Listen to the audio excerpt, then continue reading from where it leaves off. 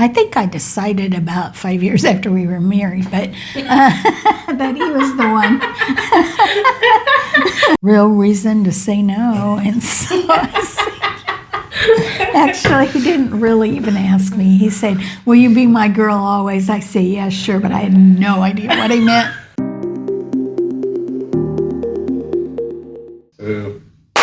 Hi guys, welcome back to my YouTube channel. My name is Kindness. I'm your host today on Life in Lithuania podcast. We have two very special guests today on our channel, and I feel so privileged and honored to be interviewing them. You will definitely get to know about why I'm saying this in this video.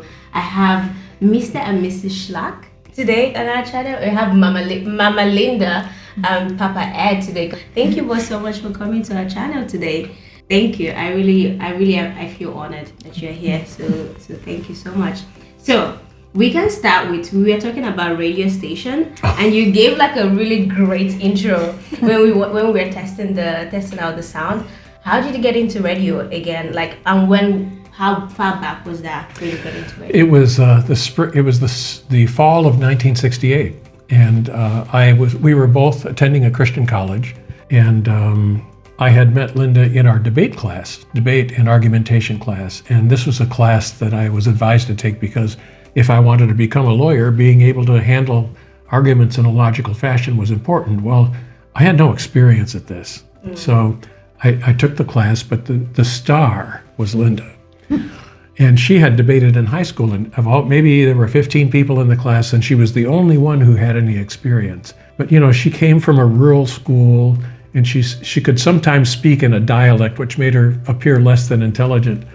So we were in class together, and her professor assigned her to handle the office, to run the office. And he said, "Call me if something happens that you can't decide for yourself what to do."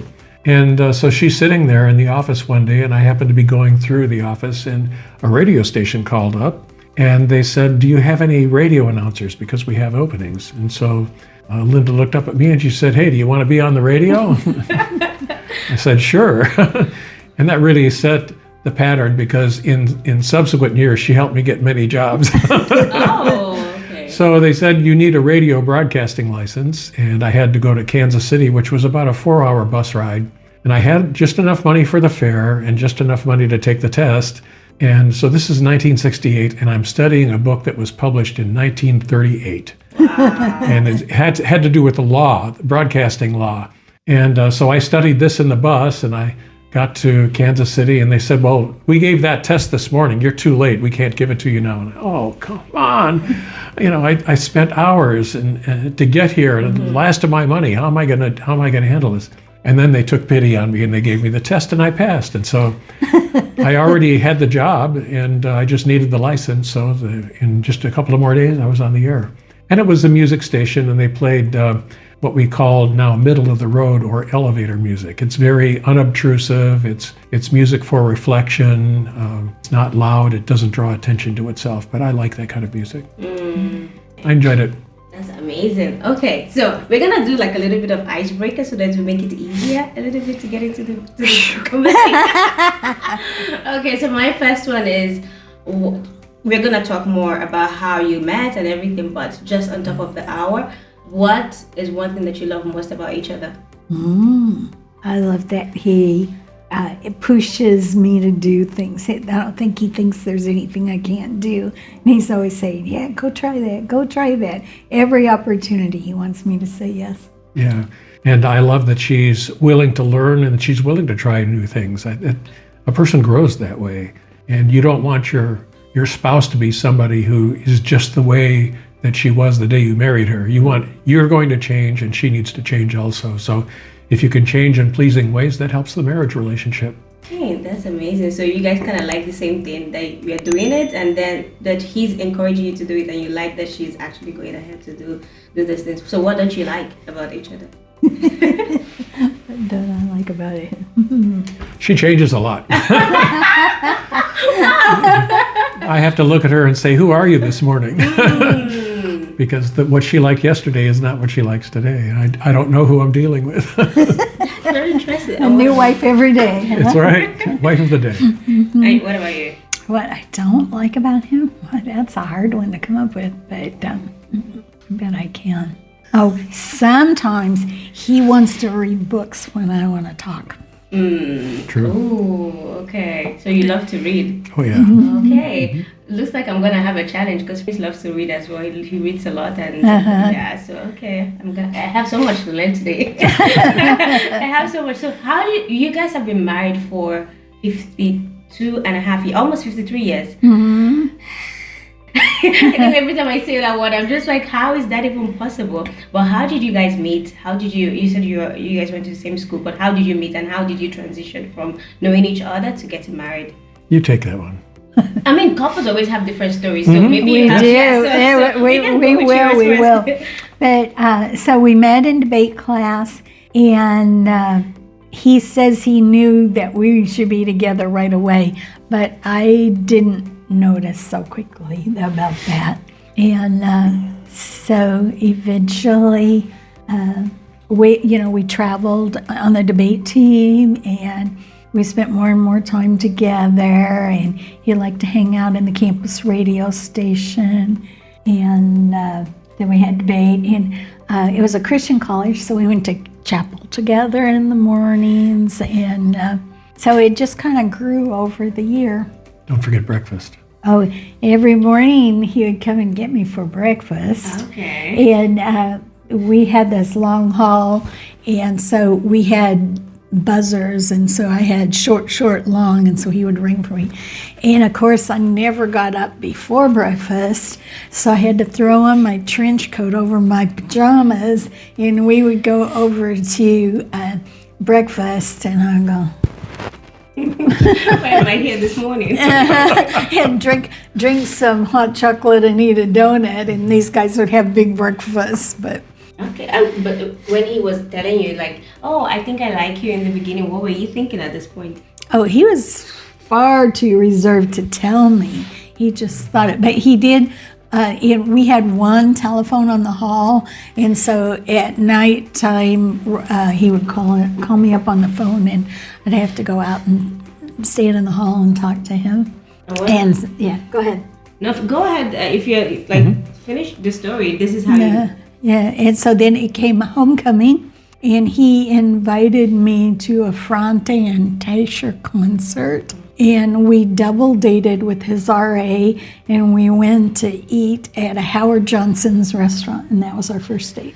Did you know at this point that it was your first date, or you just arrived there like, oh, we're going out, but then it happened to be your first date? Well, he asked me for that occasion. I don't know how to say this because everything was really innocent then, but it was homecoming weekend. So and I sort of lived by the philosophy if someone asked me to do something interesting and it was open on my calendar, then I would say yes. So since it was homecoming weekend, I kind of had a busy schedule that weekend. Explain why. Like I went to build the homecoming float with one boy, and I went to the soccer game with another one. And there was a religious group called Revival Time that the local Bible college, we went to liberal arts college, but the local Bible college did, and they recorded their concert, and some went to that. And, there were just a few things, but if they asked me to do it and it was something I wanted to do, I said yes. So if you measure dates that way, in the weekend of our first date, I had 8 dates.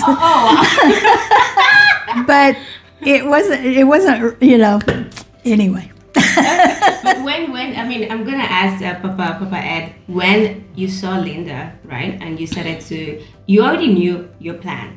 Did you know your plan when you met her originally, and how did you decide on that? I think I'll answer the last one. How did I know? Well, it was the school that we went to was an old Army hospital. It was already more than 20 years old, and the denomination that owned the building now had made an agreement with the Department of the Army to eventually destroy all of the buildings that were there and replace them with new ones. So all of the buildings that we lived in and took instruction at and ate in. They were old buildings at that time. So they were hospital wings, and each hospital wing had a sunroom at the end, and our debate class met in the sunroom. So it was a day in August, toward the end of August, and our chairs were arranged in a U-shaped pattern. And she sat in the front row naturally, and I did not. But I still remember the sun coming through the window those first few days and shining on her hair, and then she started being Linda, and that's what attracted me. And it wasn't more than a few days that I knew that this person could really be a spouse. And I have to explain, neither of us went to school trying to find a spouse. We had our eyes fixed way beyond that. So a lot of things changed when we got married, but I think it was God, because, I lived more than 800 miles away, and she came from a small farm town.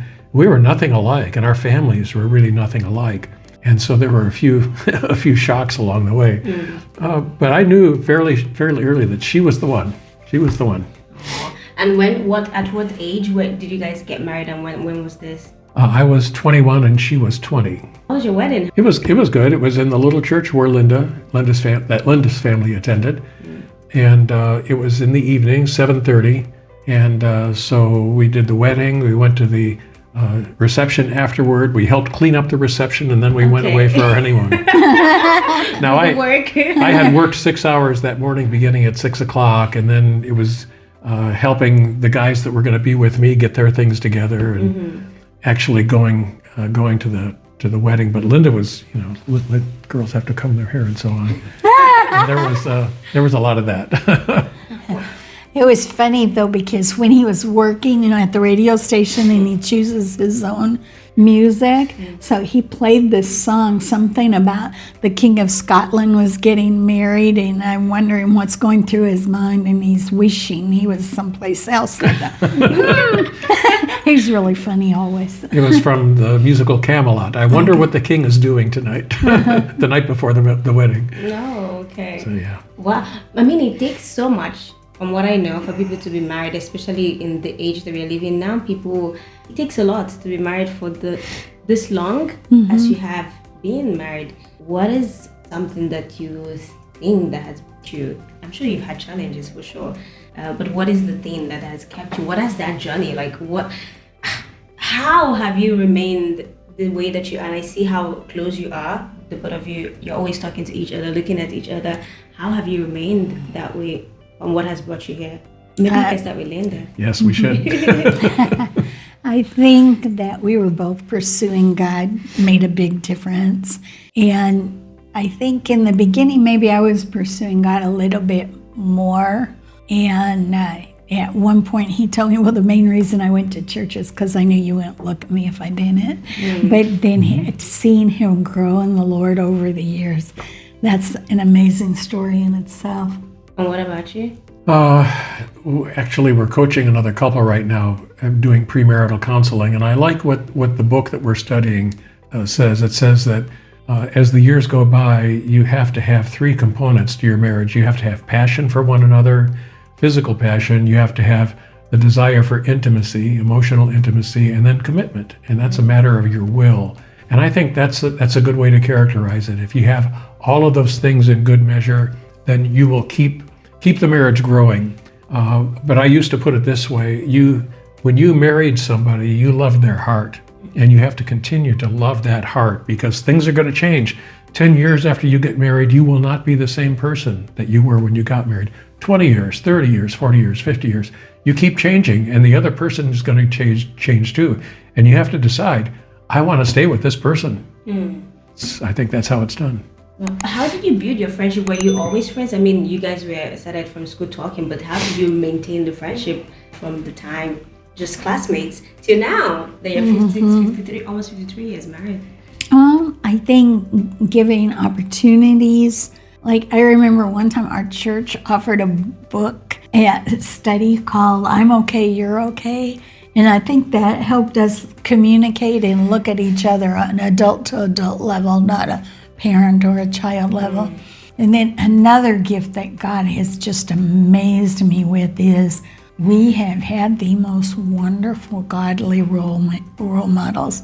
Both of our parents were married lots of years, but our friends, I mean, if I could be half of the wife that a big bunch of couples that we know are, that would be so good. And you glean skills from being around that. Who you hang out with matters.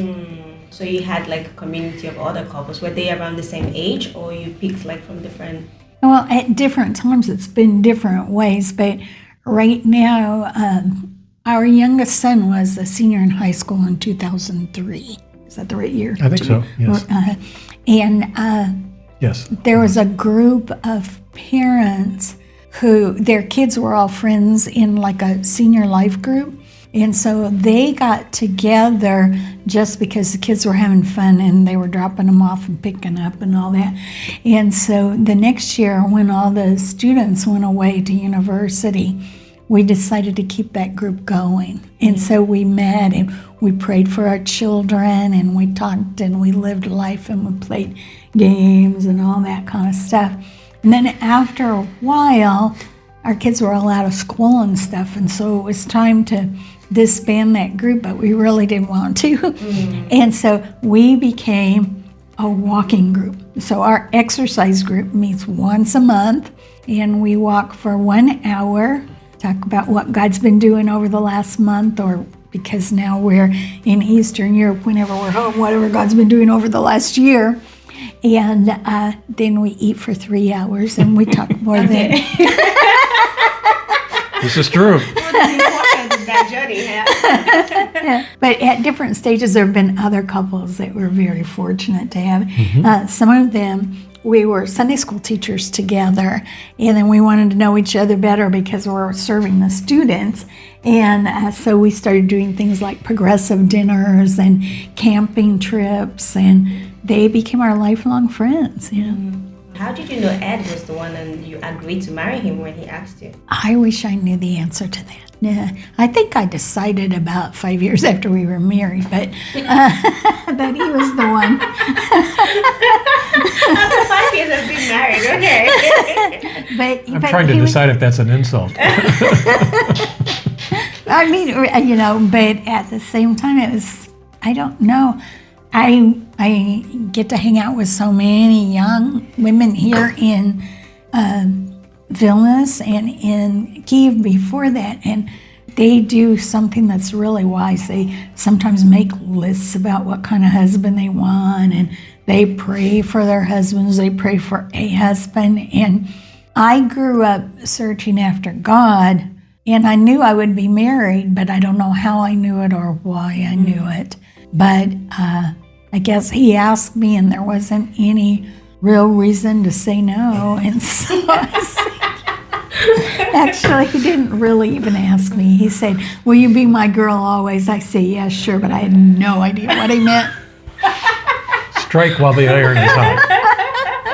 Wow. And you just got married, and 5 years later, you're like, oh, okay, I think I made the right decision here. Yeah, that's right. I think she has you. Wow. And what were the first years of the marriage like for you? Because you were still somehow deciding this for 5 years. Well, I didn't decide. I mean, it was going to happen. I did it, and now I live with the consequences. But to really decide that I was blessed to have this guy, it took me a while. It was a little slow. Do you have any reservations? Sorry. I think I really like that you're actually being truthful about it, because if you, I mean, now some people would say, oh, I don't feel this in the first 5 years, and they have to jump out of it to go and find somebody that they think would match what they're looking for. I don't make that kind of commitments. If I said yes, that was it. It was a done deal. So you kind of have to figure out whatever it is in this decision. Yeah, it might have a little bit to do with character or commitment or whatever, but bailing out was not an option. I'd say you're a character. That's true. Did you notice, Papa Ed, did you notice any behaviors in the beginning of the year when you originally got married that made you think, I don't feel like she's accepting me fully in this marriage, and how do you, just make a decision to keep going? Those first years were full of challenges, and she rose to meet every one. After I'd been married for 7 months, I got drafted into the Army, so I was gone. She was finishing up her senior year at college, and I have to say, she went through a 4-year program in 3 years, and she taught, and she was a student, and she had a job, and there were other things that she was doing at the same time. I really don't know how she survived all that last year. But anyway, when she graduated, she came out to California where my post was, and we lived together hundreds of miles away from our families. And I think that was really important. We got to know one another on a much deeper level than we would have ordinarily if we'd lived close to our parents. And then when our term of service was over, we didn't know what to do. Should we stay in California? Should we move back to the Midwest? And I knew I wanted to be a lawyer, so she encouraged me in this dream. And so we decided finally to move back to the Midwest. And I'd been accepted at a law school already, but when I got drafted, they put that on hold. And so now I contacted the school, and they said, "Well, we're gonna put you in with the new applicants again." And anyway, they didn't take me that first year because they said, "Well, your space is there because you claim to be a resident of Missouri, but you were born in Ohio and you're living in California, so we don't think that we're going to accept you." So now I had to find something else to do, and so she took a teaching job in a very small town, and I went along, and she found me a job on the newspaper. She found me the job. I don't think she likes me sitting around at home. Anyway, so there was that, and then after a year, I was accepted at a school in the place where we raised our children, lived for 31 years, 39 years, whatever it was. And so you see, we went from one thing to another. There was always a new challenge, and we had to lean on one another. And that muscle that makes you depend on the other person grew strong. So we were very fortunate in that respect. But if we'd been living in the same place with no external challenges, it might have been very different. And that's one of the reasons why I really wanted to have this conversation as well, because I know that you are now living somewhere else. You're both Americans and you grew up in America, but now you've transitioned and now you're living somewhere completely different. Nature, everything is different from what you had in America. What was that experience for you, Linda, when you're living somewhere away from your family and having kids during that time? How was that for you? Did you have family come in at some point? Only one family has visited us of our kids, and then my sister. So we've only had 2 visitors in 10 years on the field. Wow. So we have to go back to them, and that's okay. But that transition, see, this might explain, I got married, I said yes. I never intended not to make it work. I never second-guessed it or anything. I just realized what a blessing it was after a few years. But same thing with changing careers. Is it okay if I tell that part of the story, right? Yeah. Sure. So my husband liked to take half of his vacation every year and go around the world on missions teams. Sometimes they'd build something, sometimes they'd do an outreach, sometimes they'd teach something like that. And so he'd been on lots of missions trips, and I knew he loved that, and that was good. And then one time he came back and said, "I was talking with our friends in Russia, and they were talking about who teaches there." And I asked her, "You think Linda and I could do that?" And she said, "Oh, yes, you'd be as good as anybody, and you'd be really good." And so he came home, and I thought, "Oh, that's nice of Diana to say that." It was a really good conversation. Never thought anything else about it. Then the next year, he was somewhere else, I think in Africa. Cameroon. Wow. And he was on a fairly large team that didn't fit into the transportation that was arranged. And so one day he was riding with the missionary across the city, just the 2 of them, and he said, "Well, God's doing something in my life, but I'm not sure what it is." And this guy was a very, very good spiritual coach. And he asked him questions, and they just rode in like a natural conversation as I hear it, And so maybe this should be his story to tell. But anyway, he got to the other side, and the guy turned off the car. He looked at him, and he said, "I think maybe God's calling you to teach in AG Bible colleges around the world in the foreign. And he said, it told me it was like a light switch just went off, and he knew. He knew that was God's call on his life and his thing he needed to do. And so I was a really good wife. I mean, just a lot of pride. I said, yes, honey, you go do that. Wasn't anything I wanted to do. Like, go ahead. What year of your marriage was this? 33, I think. Yeah, 33. And so, yeah, I encouraged him. And so we had various life groups over the year, but there was this one life group that started out as an alpha course. And then they went on and they stayed together for a long time. But they had really good dinners and deep Bible studies and hot seat prayer times like you wouldn't believe. They were like a house church. They really were. And so they had these great prayer meetings. And I remember one night they were all praying and I'm just sobbing and they're thinking, oh, Linda's so spiritual. And she prays for everybody so hard. And the truth is my prayer was, God, please close the door. Please change his mind. I don't want to do this. And it felt like the Holy Spirit spoke to me and he said, how many years have you prayed for your husband to obtain spiritual maturity? Ooh. Do you really want to block me now? And it was like, like, wow, bang. And so I determined at that moment I was not going to do anything else to stand in his way. Wow. Oh my God. Okay. I don't know if that's the kind of story you want, but it's the truth. No, but it's just like for me, that's so big. You know, you're praying for something, but you don't know how that thing is going to happen. And then when you finally have the answer, you're like, oh, but that's not really how I wanted it.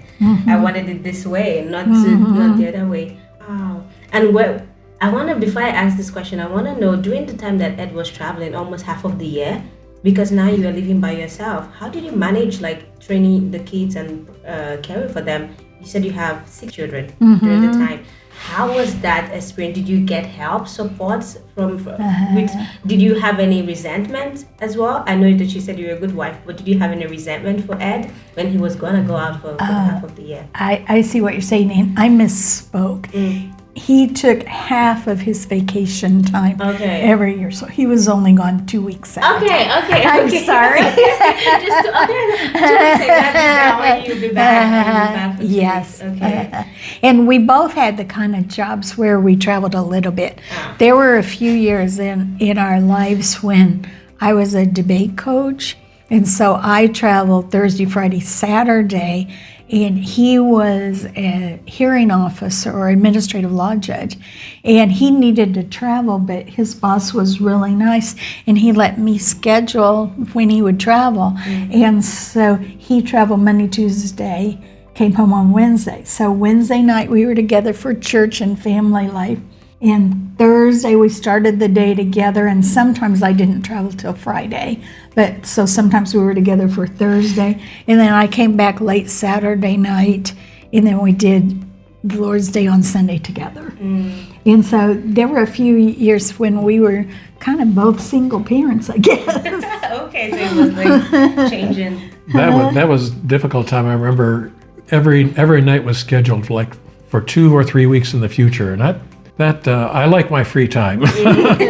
So we had to change some things, but Linda understood and it worked out.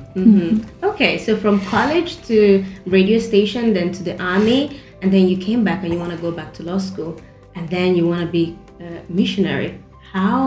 What was happening in this time?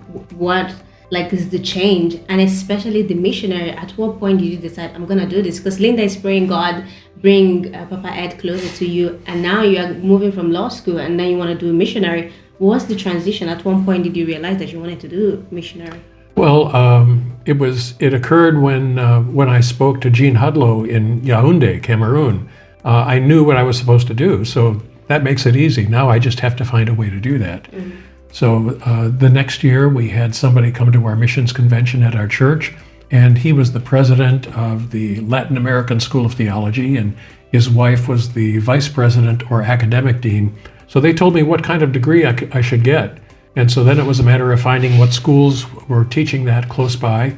And we found a school up in Minnesota. And so it was 2008, and I retired early on a Thursday, and the next Monday I was teaching. I was a student in Minnesota. Linda could not come at that point because of the school's health program, health insurance. She had to notify them before she could leave.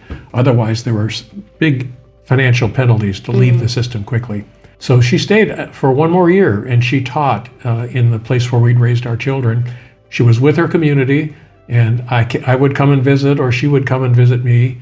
And for me, it was just a great time because I had nothing to do with study. You know, all the students around me, many of them, I should say, were working at the same time, and they had more time. But I turned 60 years old the second month I was in school. And for me, I just wanted to get it over with. I just wanted to learn all I could and find out what I needed to know in order to teach. Because, you know, although I'd been to 5 different continents, it doesn't mean I know how to operate. I need to know how to relate to people. Linda's much better at that than I am. And as a matter of fact, when I did my internship in 2011, right at the end of the year, she was way better than I was. And I think that may have been an encouragement to her that it would be all right, that God would still find a way for her to live even in a foreign country. So it was just a matter of doing what needed to be done. It was not a difficult emotional decision for me. I really wanted to know about the Bible. I wanted to know about God.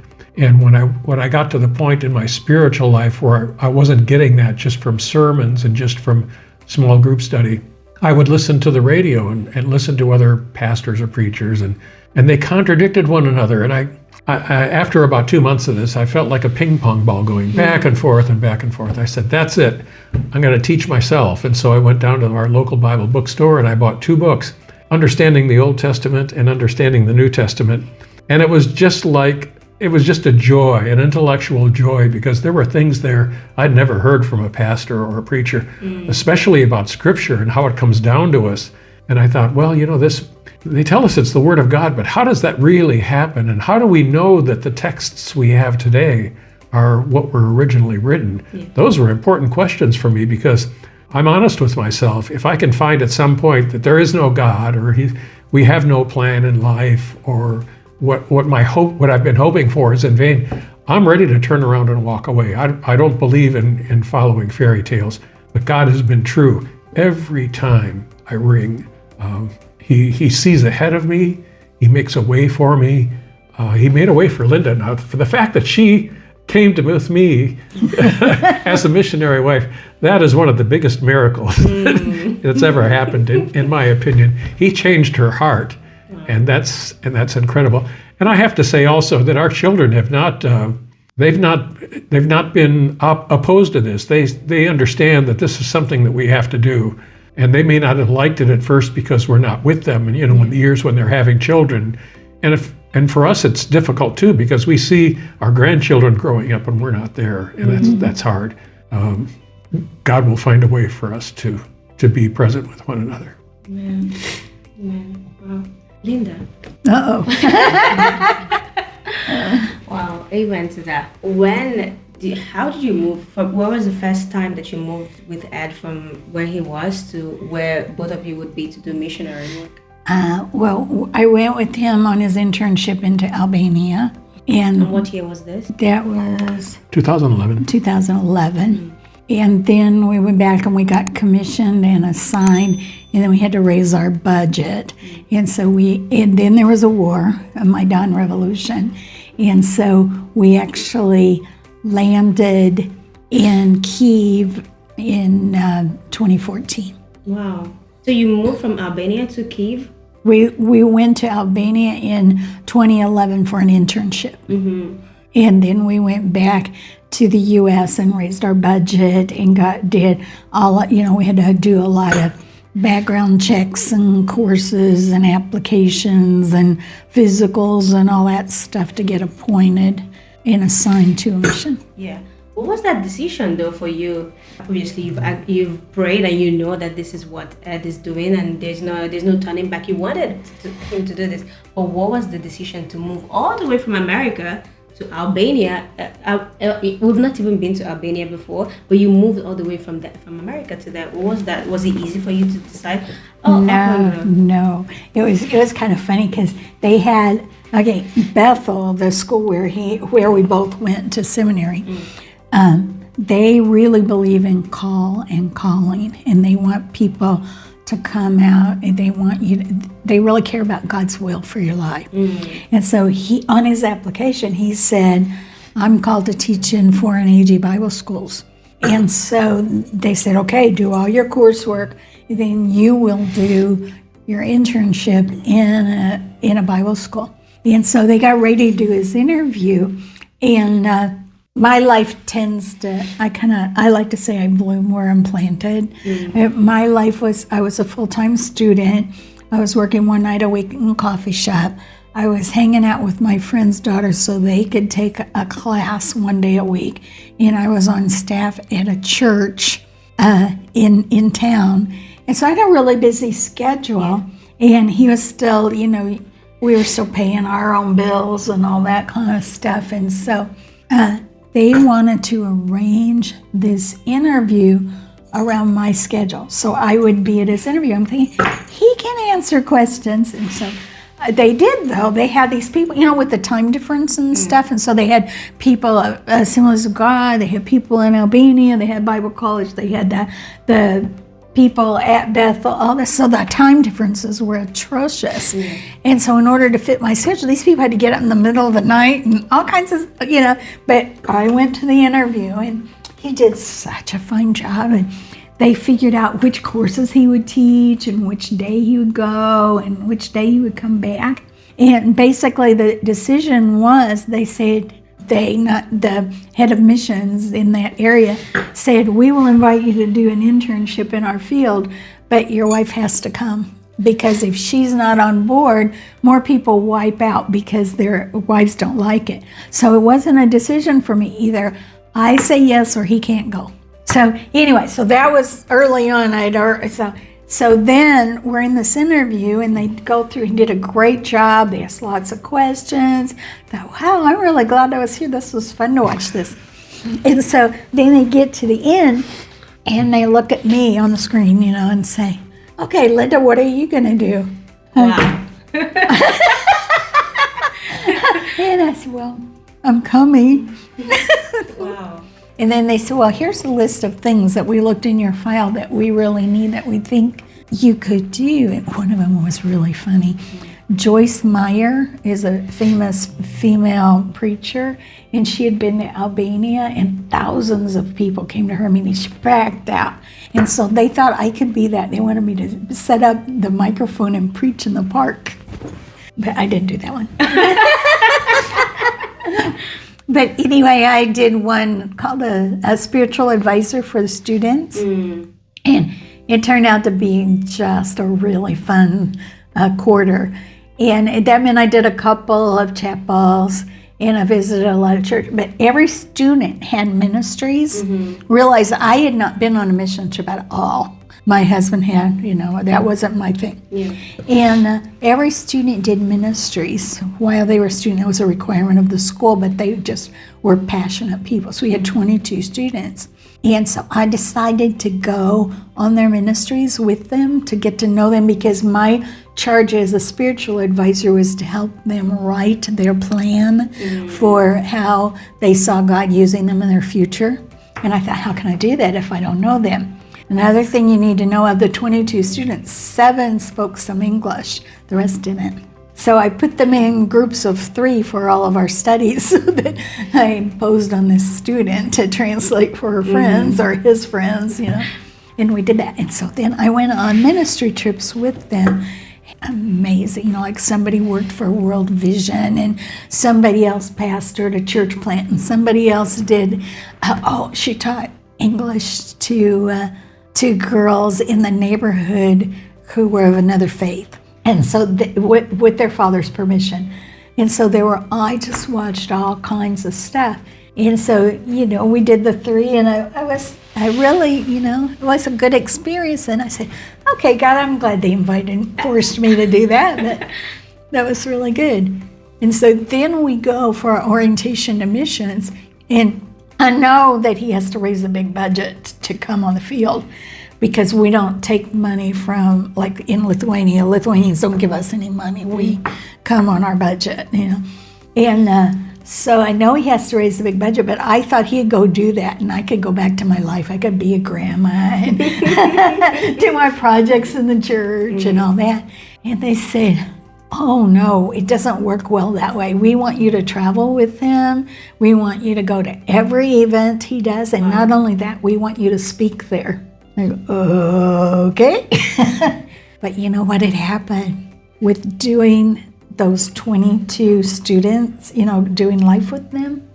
God had given me 22 stories to tell in those services. Isn't that amazing? Yeah. He prepared me when I didn't even know I needed to be prepared. And just time after time, the story I would tell would either relate to somebody in the audience, or it would match up with his sermon that he had prepared independently. It was just incredible how God used that. So I had something to say. And so I would say, well, we're assigned to Ukraine, and I've never been there, and I don't know anything about them, but let me tell you about the student in Albania. And then I would tell their story. How did you move from Albania to Kyiv? Was it like a different missionary trip? Well, we did the 3 months in Albania. Then we had to do orientation and budget raising. So we had 2 years between Albania and Kyiv. And then as far as the war this time, every couple years we have to go for 4 months and raise money, or in other words, talk about our mission in the churches and to our friends and our supporters to keep, honoring our donors and all that. And our time to go do that was in January, and then the war came in February. So we were out of Kyiv when the war started. And I wanted to ask, Ed, when you were doing missionary work throughout all the places you've done it, even in Kyiv, what, you're not with your kids at this point, you're living outside, and you mentioned that it was hard. What was that conversation like for your children to say, hey, mom and dad, we're going to move across Europe, you're not going to see us? What was that like for you? Well, they knew that I was in seminary. They knew I was studying. They knew I wanted to be a missionary, and they knew at some point that they might have to say goodbye to us. Wow.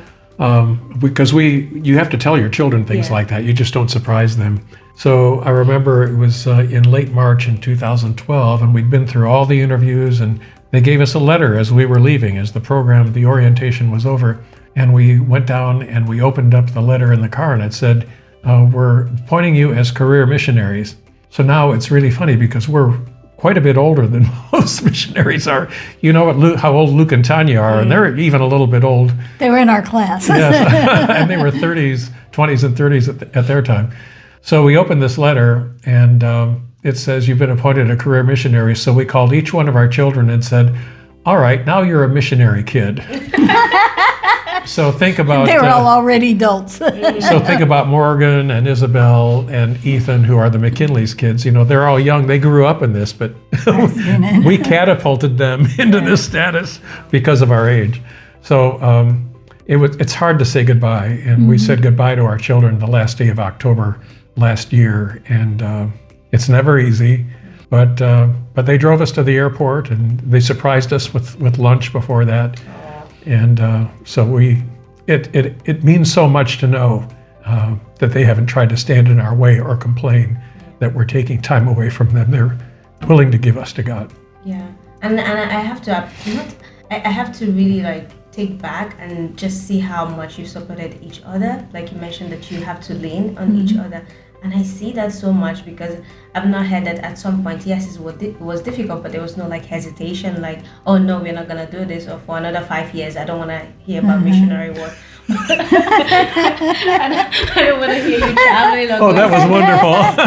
Thank you. to do mission, because it happens now, even Certainly. with Christians, Certainly. people that love the Lord are like, no, we need to raise the kids Sure. at this point.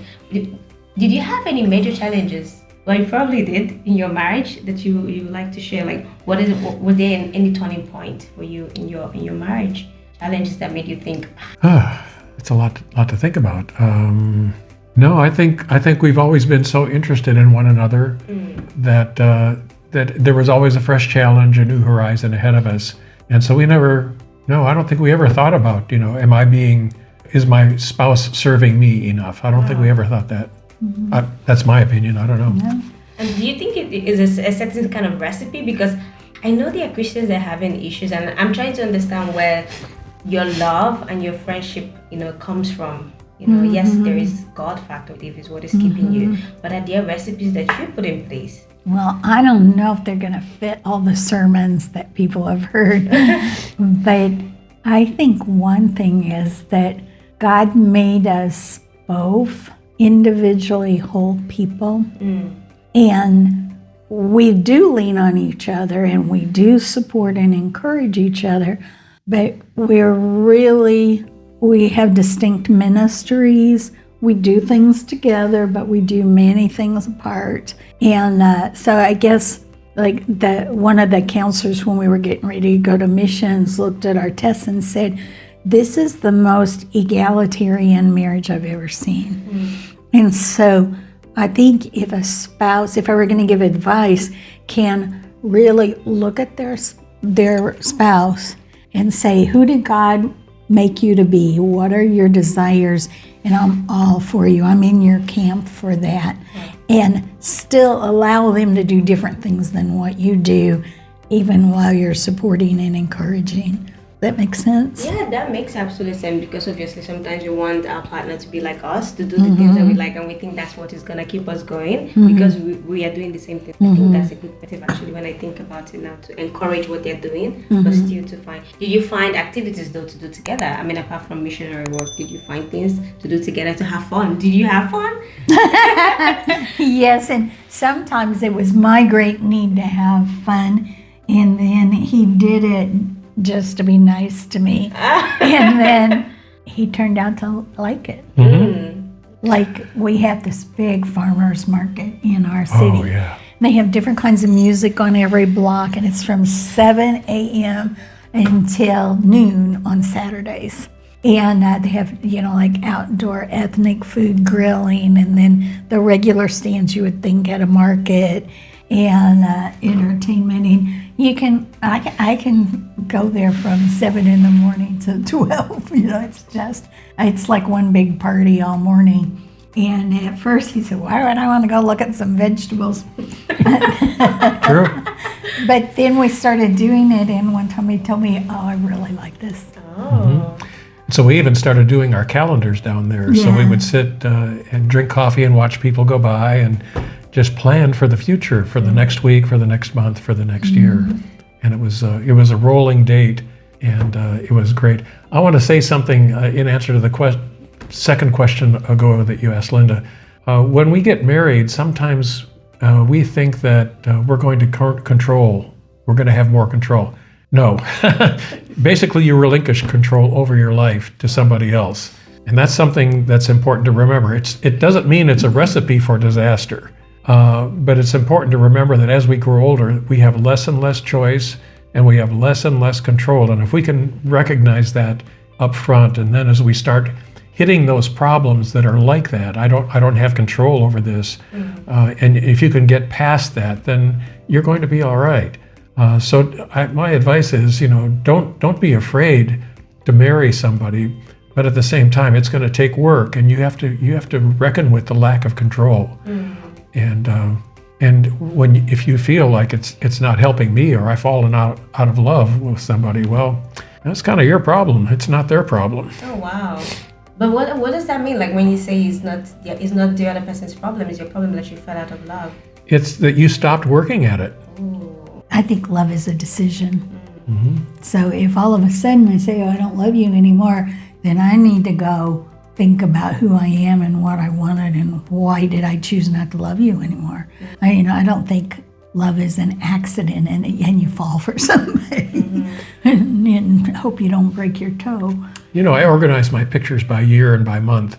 And there's probably not any sets of pictures on my computer that I couldn't look at and say, Linda made a sacrifice for this. She has really given a lot, and you have to respond to something like in a good way. And when you're methodical like he is, my pictures aren't organized in any way. They're all so scattered, you can't find anything. And so I have to look for an hour every time I need to use one. Or sometimes I'll say, oh, this is cute. I think I'll share this memory. And people say, huh? You look so young. I said, well, of course, it's 20 years ago. Oh my goodness. Wow. Oh my God. I'm just learning so much from just hearing both of you. But something that Papa Ed said is, Linda changes almost every morning. What was the most shocking change one morning you got up and, oh Lord. Oh, I can tell you that one. This is easy. So when she grew up on the farm, every morning was a work day. And so she got up and she went at every day with all of her energy. And for me, am I telling this right? I don't think I'm telling this right. For her, Saturday was a work day. But for me, Saturday was a relaxation day. So the very first few months that we were married, she was a student and I was getting her up and getting her ready to go to school. And she would not get up. There were some mornings I had to take her literally by her ankles and pull her out of bed. I was a little bit sleep deprived. Otherwise, she would not go. So yeah, that's my answer. But you kind of already saw the signs in the beginning when you would take her for breakfast and she didn't want to go there.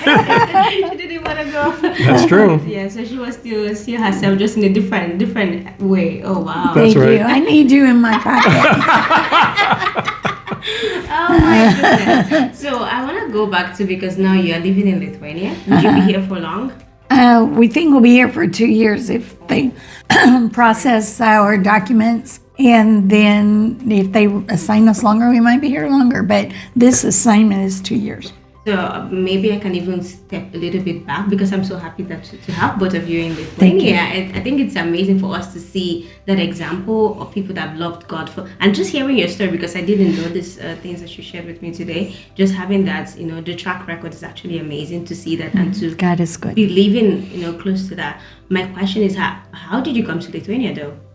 Well, when we couldn't go back to Ukraine, which made me kind of angry actually, our organization thought that bombs were dropping on every square inch every day, and that's not the way it was at all. We could have gone back safely, I think. But anyway, they wouldn't let us go back, and so finally they gave us a 90-day extension on being in the United States, which ran out in September. So we had to decide, what are we going to do now? Are we going to stop being missionaries, or are we going to do something else? And we offered to go back to Estonia, which is where they had tried to get us to go.